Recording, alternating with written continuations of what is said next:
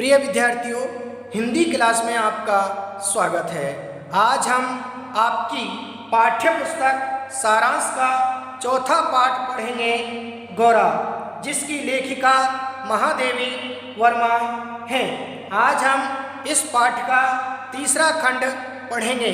तो आइए आज हम पढ़ते हैं इस पाठ का तीसरा खंड। मैंने कल आपको पढ़ाया था, मुझे उम्मीद है कि आपने उसे घर पर 2-3 बार पढ़ा होगा। मैं उसी पढ़ाए हुए खंड से आपसे एक प्रश्न पूछता हूँ कि यदि आपसे पूछा जाए या प्रश्न किया जाए कि गौरा के रूप सौंदर्य का वर्णन अपने शब्दों में कीजिए, तो आप इसका उत्तर देंगे, गौरा का रूप सौंदर्य बहुत अच्छा था।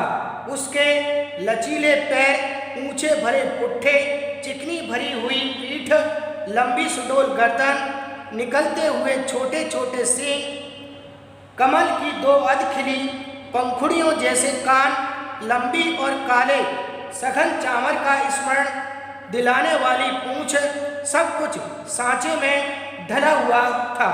गाय मानो इटालियन मार्बल में तराशकर बनाई गई हो, इतनी सुंदर थी। अब हम इस पाठ का तीसरा खंड पढ़ते हैं।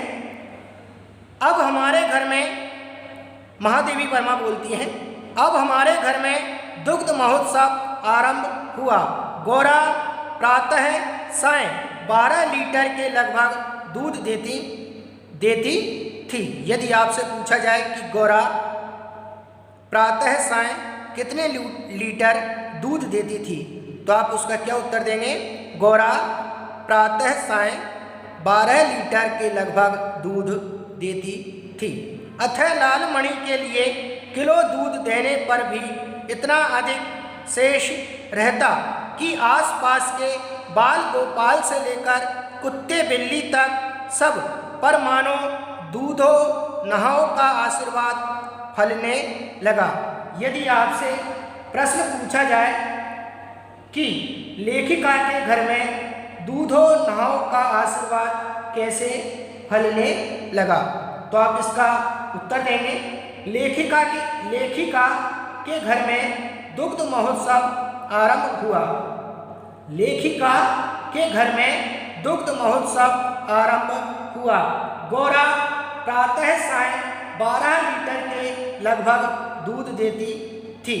अतः लाल मणि के लिए किलो दूध देने पर भी इतना अधिक शेष रहता कि आसपास के बाल गोपाल से लेकर कुत्ते बिल्ली तक सब पर मानो दूधो नहाओ का आशीर्वाद फलने लगा। इसी तरीके से आगे बढ़ते हैं। पर यह दुग्ध दोहन की समस्या कोई स्थायी समाधान चाहती थी। दुग्ध दोहन का यहाँ पर अर्थ है गाय से दूध निकालने की समस्या। पर यह दुग्ध दोहन की समस्या कोई स्थायी समाधान चाहती थी। नगर से आए नौकरों में से कोई दूध दूहना नहीं जानता था, और जो गांव से आए थे वे अभ्यास न होने के कारण यह काम इतना भूल चुके थे कि घंटों लगा देते थे। दूध दोहने में घंटों तक का समय लगा देते थे। गौरा के आने से पूर्व जो ग्वाला हमारे यहाँ दूध देता था, जब उसने इस कार्य के लिए अपनी नियुक्ति के विषय में आग्रह किया, तो हमने अपनी समस्या का समाधान पा लिया। यहाँ पर यदि आपसे प्रश्न पूछा जाए दुग्ध दोहन की समस्या क्यों उत्पन्न हुई, उसका क्या समाधान निकला, तो आप इसका उत्तर देंगे, दुग्ध दोहन की समस्या इसलिए उत्पन्न हुई क्योंकि जो नौकर नगर से आए थे उनमें से कोई भी दुग्ध दूहना नहीं जानता था। गौरा के आने से पूर्व जो ग्वाला उन्हें दूध देता था, उसने दूध दोहने का आग्रह किया, तो इस समस्या का समाधान हो गया। इसी तरीके से आगे बढ़ते हैं। 2-3 मास के उपरांत गोरा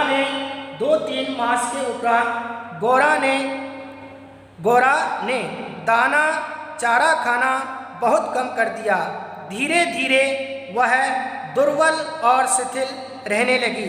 चिंतित होकर मैंने पशु चिकित्सक को बुलाकर दिखाया। वे कई दिनों तक अनेक प्रकार के निरीक्षण, परीक्षण, एक्सरे आदि द्वारा रोग का निदान खोजते रहे। अंत में उन्होंने निर्णय दिया, गाय को सुई खिला दी गई है जो उसके रक्त संचार के साथ हृदय तक पहुंच गई है। जब सुई गाय के हृदय के पार हो जाएगी तब रक्त संचार रुकने से उसकी मृत्यु निश्चित है। मुझे कष्ट और आश्चर्य दोनों की अनुभूति हुई। सुई खिलाने का क्या तात्पर्य हो सकता है? दाना चारा तो हम स्वयं देखभाल कर देते हैं, परंतु संभव है उसी में सुई चली गई हो। पर डॉक्टर के उत्तर से ज्ञात हुआ कि दाने चारे के साथ गई सुई गाय के मुख में ही छिदकर रह जाती है। गुड़ की बड़ी डली के भीतर रखी हुई सुई ही गले के नीचे उतर जाती है। वही रक्त संचार के साथ मिलकर हृदय तक पहुंच जाती है। अंत में ऐसा सत्य उद्घाटित हुआ जिसकी कल्पना भी मेरे लिए संभव नहीं थी। प्राय कुछ ग्वाले ऐसे घरों में जहां उनसे अधिक दूध लिया जाता है, गाय का आना सहन नहीं कर पाते। अवसर मिलते ही वे गुड़ में सुई लपेटकर उसे गाय को खिलाकर उसकी असमय मृत्यु निश्चित कर देते हैं। गाय के मर जाने पर वे उन घरों में पुनः दूध देने लगते हैं। यदि आपसे प्रश्न पूछा जाए, दूध देने वाले ग्वाले ने क्या समस्या उत्पन्न कर दी थी, अंततः उसका क्या परिणाम हुआ, तो आप इसका उत्तर देंगे। महादेवी वर्मा ने दूध दोहने के लिए जो ग्वाला लगाया था, लेखिका पहले उसी से दूध लेती थी। इस प्रकार उसे हानि हुई। उसे गाय का आना सहन नहीं हुआ। अवसर मिलते ही उसने गाय को गुड़ में सुई लपेटकर गोरा गाय को खिला दी, जिससे गोरा की असमय मृत्यु हो गई। आगे बढ़ते हैं। गाय के मर जाने पर वे उन घरों में पुनः दूध देने लगते हैं। सुई की बात पता चलते ही ग्वाला एक प्रकार से अंतर्धान हो गया। अतः संदेह का विश्वास में बदल जाना स्वाभाविक था। तो एक बार मैं पुनः प्रश्न करता हूँ, यदि आपसे पूछा जाए या प्रश्न किया जाए कि दूध देने वाले ग्वाले ने क्या समस्या उत्पन्न कर दी थी, अंततः उसका क्या परिणाम हुआ, तो आप इसका उत्तर देंगे। महादेवी वर्मा ने दूध दोहने के लिए जो ग्वाला लगाया था, लेखिका पहले उसी से दूध लेती थी। इस प्रकार उसे हानि हुई। उसे गाय का आना सहन नहीं हुआ। अवसर मिलते ही उसने गाय को गुड़ में सुई लपेटकर गोरा गाय को खिला दी, जिससे गोरा की असमय मृत्यु हो गई। इसी तरीके से आपसे यदि दूसरा प्रश्न किया जाए कि गोरा की क्रमिक मृत्यु की मर्मांतक स्थिति का वर्णन अपने शब्दों में कीजिए।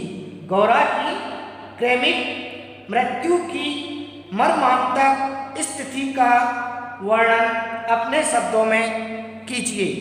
तो आप इसका उत्तर देंगे, महादेवी वर्मा ने जिस ग्वाले को दूध दोहने के लिए रखा था, महादेवी पहले इसी ग्वाले से दूध लेती थी।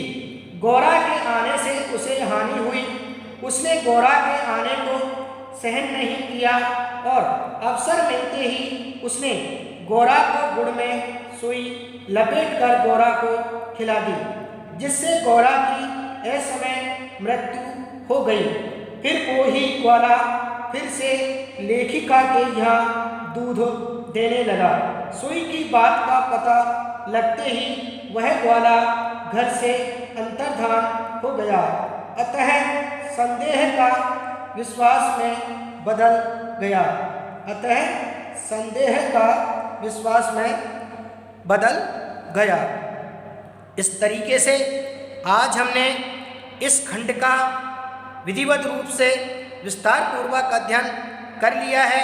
आप भी घर पर इसे 2-3 बार पढ़ें और इस खंड में आए हुए जो प्रश्न हैं उन्हें उत्तर सहित अपनी उत्तर पुस्तिका में लिपिबद्ध करें, ताकि आपकी परीक्षाओं में इनसे संबंधित प्रश्न पूछे जाते हैं तो आप बड़ी सरलता और सुगमता के साथ उनका उत्तर दे सकते हैं। आज के लिए इतना ही, शेष कल पढ़ेंगे।